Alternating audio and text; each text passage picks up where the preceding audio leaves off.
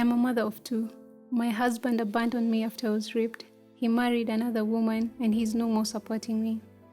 On 6 Nihasi, the Tigray People's Liberation Front took over our town, Nifas Mucha, in northern Ethiopia, where I own a bar. 3 soldiers came to my house that evening. They forced me to open the door and started to drink the homemade liquor, araki. Then one of them raped me after taking me to the bedroom while the others were drinking their liquor. They also took the shiro and berber from my house. They also drank the liquor by force. I was all alone by then. They didn't hit me, but they were insulting me. Who are you to deny me sex? Bemnet is one of hundreds of survivors of sexual violence and rape in this conflict, which broke out in northern Ethiopia on the 3rd of November 2020, after years of political tensions between the Ethiopian federal government and the Tigray People's Liberation Front, a party that led the Tigray region. As the Tigrayan forces took control of large parts of Tigray from the Ethiopian federal forces in July 2021, the conflict escalated and spread to other regions, such as the Amhara region in the north and the Afar region in the northeast. New parties joined in as well. The Ethiopian forces were now supported by the Eritrean Defense Forces and informal militias from the Amhara and Afar regions. In April 2022, a humanitarian truce was declared and the Tigrayan forces withdrew from parts of the Afar region. But the pause didn't last long. On the 25th of August, the fighting reignited and continued to rage until the 2nd of November, when peace agreement was signed between the Ethiopian government and the Tigrayan forces. As usual, civilians are footing the bill. In Tigray, Afar and Amhara regions, 2.5 million people have been displaced, while more than 13 million people across the 3 regions, Tigray, Amhara, and Afar, are now in dire need for food aid due to the conflict and drought, in what the United Nations calls the worst famine situation in 40 years. This humanitarian crisis is shattering the lives of people in the affected regions, notably survivors of sexual violence, who have been unable to receive the necessary post-rape care and support, in addition to failing to have their basic needs met. I didn't have any medical checkup after I was raped. I was sick for a long time since there was no clean water in the Nifas Mwecha. I had acute bloody diarrhea for more than 6 days. I was almost to die.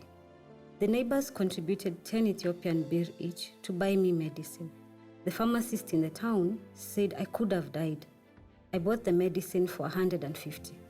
The diarrhea stopped after I took the medicine. Bemnet found solidarity and support among her town people, but many other survivors continue to struggle, sometimes in silence and isolation. Due to phone and internet disconnection, restrictions on media access, and no access for international human rights groups to Tigray, their violations and abuses have been taking place in an information blackout. Now, as we commemorate the 2nd year anniversary of the conflict, we must keep talking about the devastating consequences on lives and human rights, lest the world forgets survivors of possible crimes against humanity like Bemnet. During this ongoing conflict, Amnesty International and other human rights organizations have documented gross human rights violations and abuses in Ethiopia that amount to war crimes and possible crimes against humanity. In November 2020, the world witnessed 2 heinous crimes, the first at Maikadra, committed by Tigrayan militias and residents, which is the first publicly reported large-scale massacre, and the second at Aksum city, just over 2 weeks later, by Eritrean soldiers, in which hundreds of people were executed. We have also documented horrific patterns of sexual violence in other places in Amhara, Afar, and Tigray.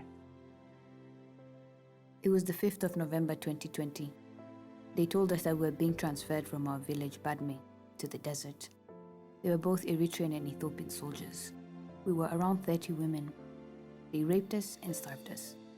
We were too many. maybe 5 or 6. They raped us in rounds after taking us to the Eritrean land, Gashbarke area. All of us were raped.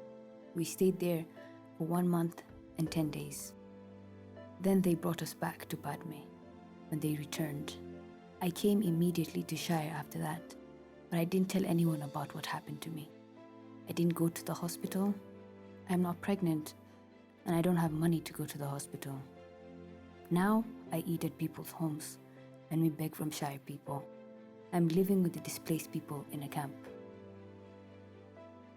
So Sina and Bemnet were raped by opposite sides of the conflict, but their struggle to seek post-rape care and support is very similar.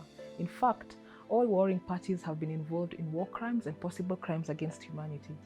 Amnesty International has documented mass killings and sexual violence committed by Tigrayan forces in Amhara regions, specifically in the towns of Chena, Kobo, and Nifas Mwicha, such as the story of Bemnet. On the other side, we and others have collected overwhelming evidence that Ethiopian and Eritrean soldiers and their allies are responsible for a pattern of rape and other forms of sexual violence in Tigray. Beatings, death threats, and ethnic slurs are all part of this pattern as well. Some of the victims were held in captivity by the perpetrators for days or weeks in circumstances constituting sexual slavery. Others were raped in front of their children and other family members. As for the Amhara forces who control Western Tigray, they had conducted a campaign of ethnic cleansing against Tigrayan residents of the area with the support and complicity of Ethiopian and Eritrean forces. Hundreds of thousands of Tigrayans were forcibly removed from Western Tigray after the Amhara forces took control of the area shortly after the conflict began in 2020.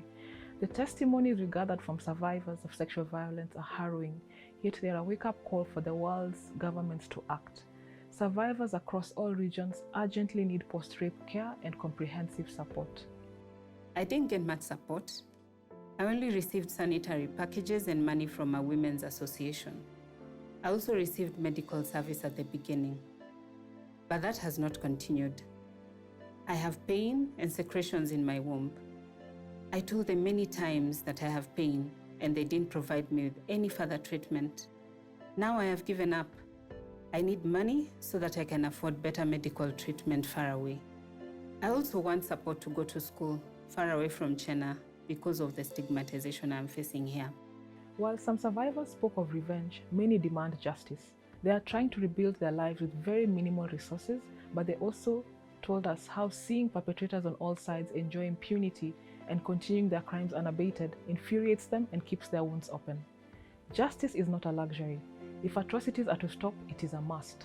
However, it remains difficult to foresee the Ethiopian and Eritrean governments, as well as Tigrayan forces, cooperating in any investigation and prosecution of high-ranking officials who might be implicated in war crimes and possible crimes against humanity. To fill this gap, the international community must rise up to the expectations of all survivors of all crimes under international law being committed by all parties in northern Ethiopia by providing them with solidarity, comprehensive support, and opportunities for justice that they demand.